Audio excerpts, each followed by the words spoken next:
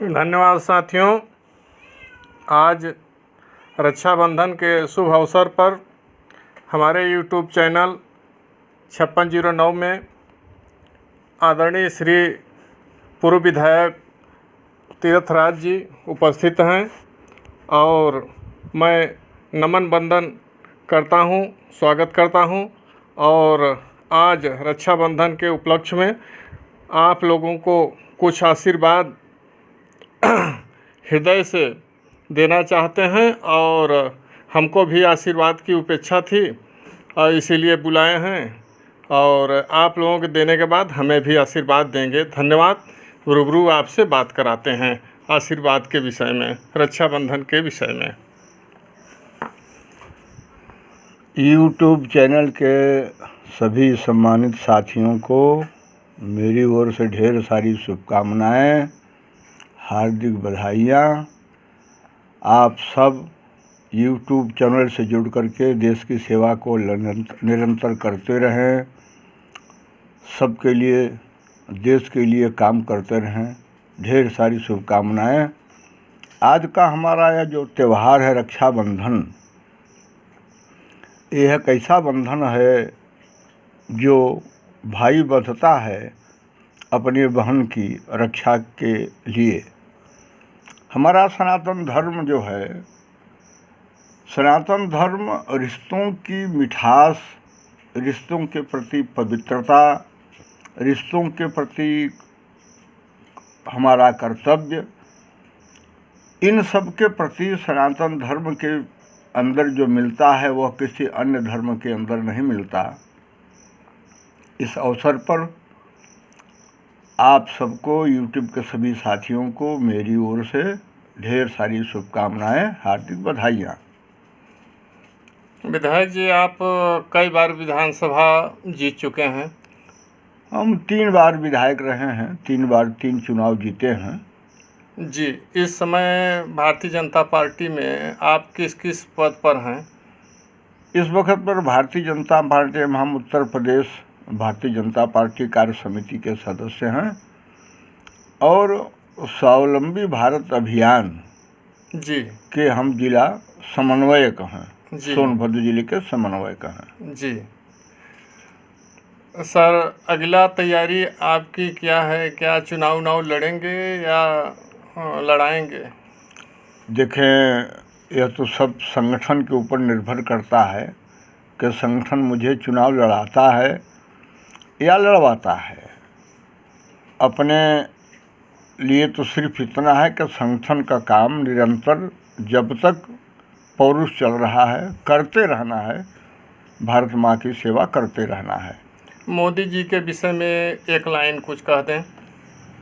देखें, मोदी जी के विषय में तो एक लाइन में उनका पूरा बखान करना तो बड़ा कठिन है जी, लेकिन हम यह कह सकते हैं कि मोदी जी आज राष्ट्र की आवश्यकता है। 2024 में फिर मोदी जी के क्या उपलब्धियां हैं?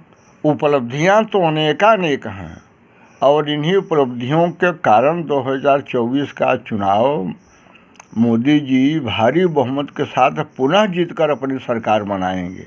योगी जी हिंदुत्व को कितना जगा सकते हैं, कितना जगाए हैं? हिंदुत्व के विषय में तो सही बात है कि थोड़ा हम पीछे की ओर जाना चाहेंगे। अब आप यह जान लें कि इस देश का बंटवारा ही हिंदू और मुसलमान के नाम पर हुआ जी। मुसलमानों को जो नेता थे उन्होंने मुसलमान एक राष्ट्र माना, हिंदू के एक राष्ट्र माना जी। और दोनों के अंदर संस्कारों में, परंपराओं में इतना अंतर है कि ये किसी भी तरह से हिंदुओं के साथ में रहने को इनका इस्लाम, उनका मुसलमान धर्म इजाज़त ही नहीं दिया। उन्होंने अपने लिए अलग से मांगा। दुर्भाग्य की बात यह है कि यह मुसलमान राष्ट्र तो हो गया जी, लेकिन भारत हिंदू राष्ट्र नहीं हो पाया, जबकि बंटवारा हिंदू मुसलमान का नाम पर हुआ जी। अगर वह मुस्लिम राष्ट्र हुआ तो इसे अपने आप बगैर कहे से हिंदू राष्ट्र हो जाना चाहिए था जी। लेकिन दुर्भाग्य से देश की कमान जिनके हाथ में थी वह कहने के तो पंडित थे लेकिन इस बचे हुए भारत, आज़ाद भारत का शिक्षा का दायित्व जानते हैं किसको दिया? इस देश के 4 शिक्षा मंत्री मुसलमान थे।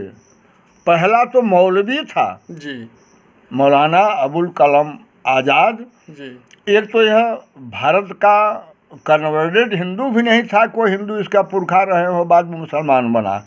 यह विदेशी एक मुसलमान था, मौलाना था, और मौलाना को इस देश के एक पंडित नेहरू ने देश का शिक्षा मंत्री बनाया, जी, जिसे कोई ज्ञान ही नहीं भारतीय संस्कृति के विषय में, भारत के सभ्यता के विषय में, जी। सनातन धर्म के विषय में। जो मदरसा में पढ़ा हो जी, उसे बचे हुए भारत, आज़ाद भारत का शिक्षा मंत्री बनाना, जी। यह देश के साथ बंटवारे से भी बड़ा विश्वासघात यह कांग्रेस ने किया। एक ही नहीं, डॉक्टर मौलाना अबुल कलाम आज़ाद के बाद जी, हुमायूं कबीर शिक्षा मंत्री बने, जी, उसके बाद मोहम्मद करीम छागला शिक्षा मंत्री बने, जी, उसके बाद फखरुद्दीन अली अहमद शिक्षा मंत्री बने। 4 मुसलमान जी, इस हिंदू राष्ट्र भारत के शिक्षा मंत्री बने।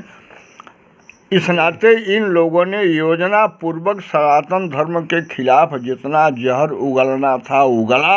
जी, इस देश के संस्कृति को, इस देश के इतिहास को, इस देश के गौरव को जितना झुठला सकते हैं झुठलाया, और उन आतताइयों, आक्रमणकारियों का जिन्होंने बर्बर आक्रमण किया देश पर, जिन्होंने नरसंहार किया, जिन्होंने हिंदुओं पर जजिया कर लगाया, यह इनकी सरकार, नेहरू की सरकार, कांग्रेस की सरकार निरंतर उनके साथ खड़ी रही और उनको बढ़ावा देती रही। हाँ, अब योगी जी जैसा मुख्यमंत्री प्रदेश को मिला है, जिनके कार्यकाल में सनातन धर्म आगे बढ़ रहा है, हिंदुत्व को परिभाषित किया जा रहा है। हिंदुत्व परिभाषित तो इसे सुप्रीम कोर्ट ने भी किया है जी, कि हिंदू कोई धर्म नहीं, जी, यह एक जीवन दर्शन है। जी, यह सुबह से लेकर के जगने से लेकर के सोने तक की क्रियाओं का, जिससे कि अनुकूल माहौल बने स्वस्थ शरीर के लिए, समाज के लिए, एक यह जीवन दर्शन है।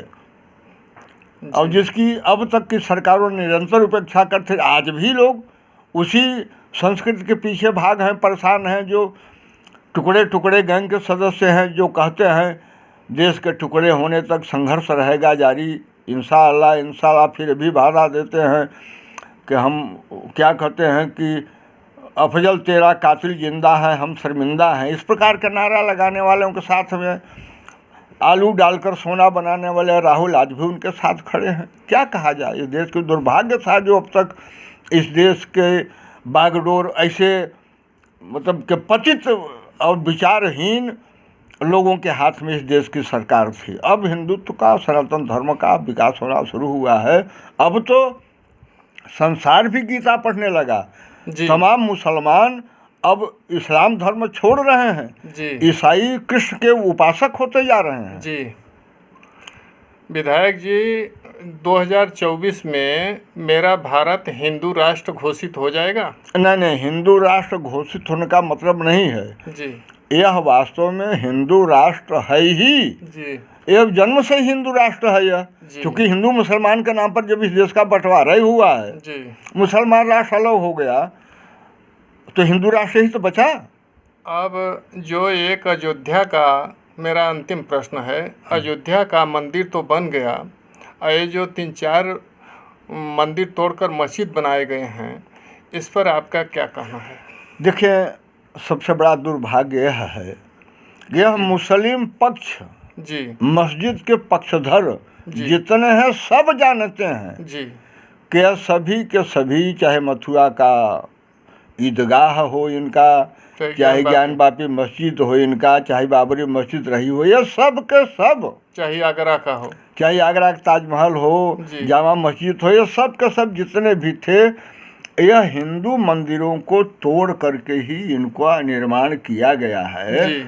यह सारे प्रमाण है, तथ्य है, सब कुछ मौजूद है। बावजूद इसके ये हठबाध्यता कम्युनिस्टों की, यह हठबाध्यता कांग्रेस की, हठबाध्यता यह मस्जिद के पक्षकारों की, कि यह ऐतिहासिक तथ्य को भी स्वीकार करने को तैयार नहीं है। अब कहते हैं कि भाईचारा, भाईचारा कैसा भाईचारा?